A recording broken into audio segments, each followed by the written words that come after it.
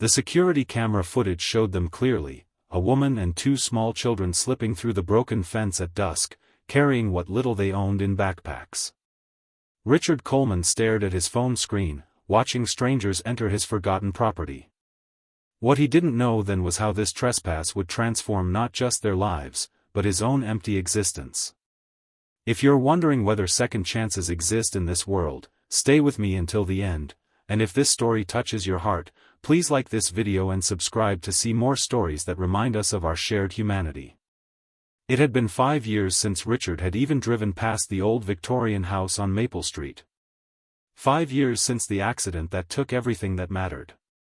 The property was just another investment in his portfolio, one he couldn't bear to sell but couldn't stand to see. Until today. Sarah Miller huddled her children close as the autumn wind rattled through the broken windows of the abandoned house. 8-year-old Emma and 6-year-old Liam pressed against her sides, seeking warmth and comfort. The electricity had been cut long ago, but Sarah had found candles in a forgotten drawer, casting long shadows across peeling wallpaper and dusty floors. "Is this our home now, Mommy?" Emma whispered, her small voice echoing in the empty room. Sarah swallowed hard, fighting back tears. "For now, sweetheart. Just for now." 3 months earlier, Sarah had been a middle school teacher with a modest but comfortable life. Then came her husband Michael's sudden heart attack, the overwhelming medical bills, and finally, eviction. The system that was supposed to help them had failed at every turn. The shelters were full. The waiting lists for assistance stretched for months. With winter approaching and nowhere else to go, the abandoned house had seemed like their only option. "We'll be okay," Sarah promised, though she wasn't sure how she could keep that promise. She tucked a blanket around her children and kissed their foreheads. "Get some sleep. Tomorrow will be better." But tomorrow brought Richard Coleman to the front door. Richard had built his fortune in real estate development, turning struggling neighborhoods into thriving communities, at least, that's what his company brochures claimed. The truth was more complicated. At 52, he had more money than he could spend in a lifetime but lived alone in a penthouse that felt more like a hotel than a home.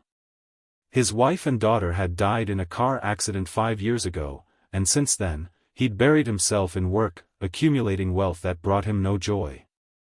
When the security company alerted him to movement at the Maple Street property, his first instinct had been to call the police. Something stopped him, perhaps curiosity, perhaps the sight of those children on the grainy footage. Instead, he decided to handle it himself. The knock on the door sent Sarah's heart racing. She motioned for Emma and Liam to stay quiet and hidden upstairs while she answered. Richard Coleman wasn't what she expected. Instead of a uniform, he wore an expensive suit. Instead of anger, his face showed something more complex: surprise, confusion, and something that might have been recognition. "You're trespassing," he said simply. Sarah stood straight, dignity her only remaining possession. "We have nowhere else to go. We'll leave by tonight if you need us to." Richard looked past her to the makeshift living space, a few blankets, carefully organized children's schoolbooks, a small battery-powered lamp. Everything was clean despite the house's disrepair. He saw the effort to create normalcy in chaos. "How long have you been here?" he asked. 2 weeks, Sarah admitted. The back door was already broken. "We haven't damaged anything." A small voice came from the staircase. "Mommy?" Emma stood there, clutching a worn teddy bear, with Liam peering from behind her. Richard felt something shift inside him, the first real emotion beyond grief or ambition he'd felt in years. "Are we in trouble?" Emma asked, her voice small but brave. Richard looked at the child, then back at Sarah.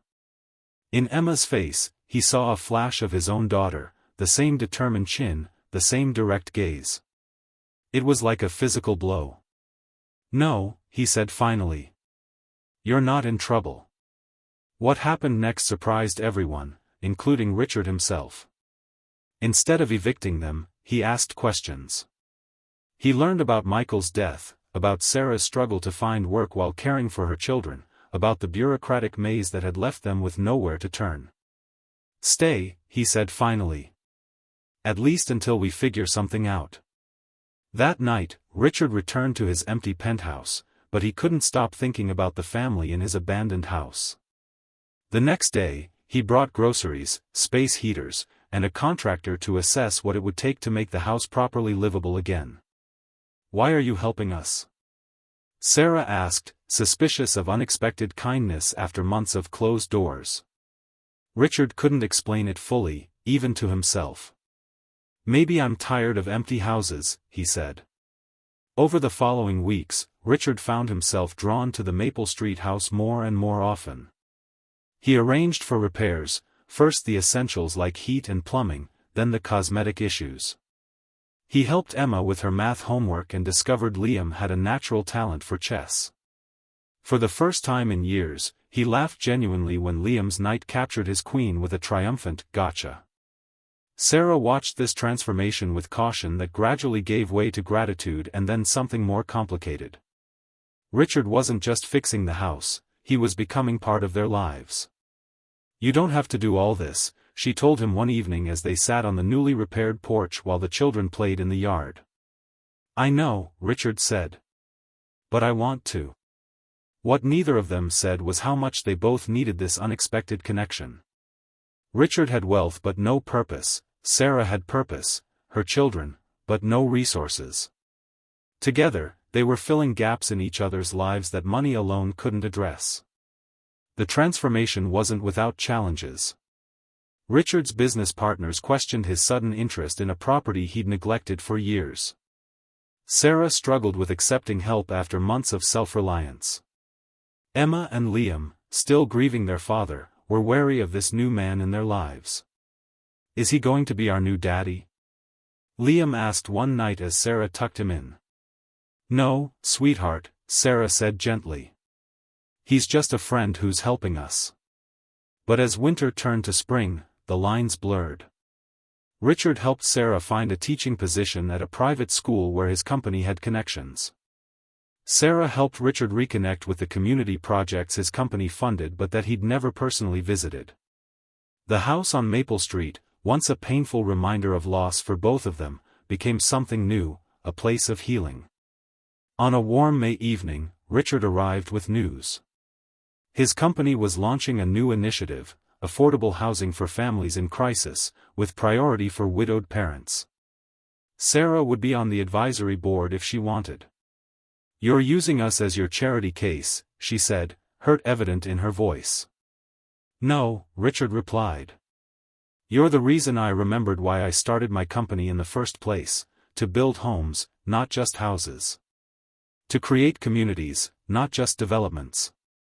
Their argument that night was their first real conflict, raw and honest.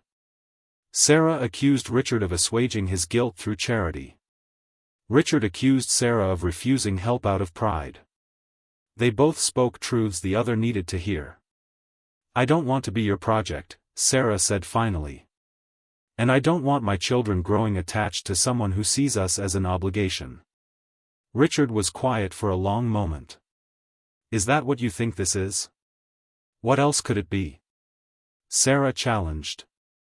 "It could be that you saved me as much as I helped you," Richard said quietly. "This house was empty because I couldn't bear to sell it after I lost my family. I was empty too. Until you three showed up on my security camera. That night marked a turning point." Sarah agreed to consult on Richard's housing initiative, but insisted on being paid fairly for her expertise. Richard began to share more about his late wife and daughter, showing Emma and Liam photographs and telling stories that made them real people, not just ghosts haunting his past. By summer, the house on Maple Street was fully restored, not to its original state, but to something new and vibrant.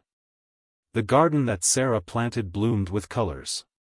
The treehouse that Richard built with Liam's supervision became a neighborhood gathering spot. Emma's artwork hung proudly on walls that once had been bare. "We should have a housewarming," Richard suggested one evening. "Invite the neighbors, make it official." "Official?" Sarah asked. That this is your home now, Richard said. Legally, I mean.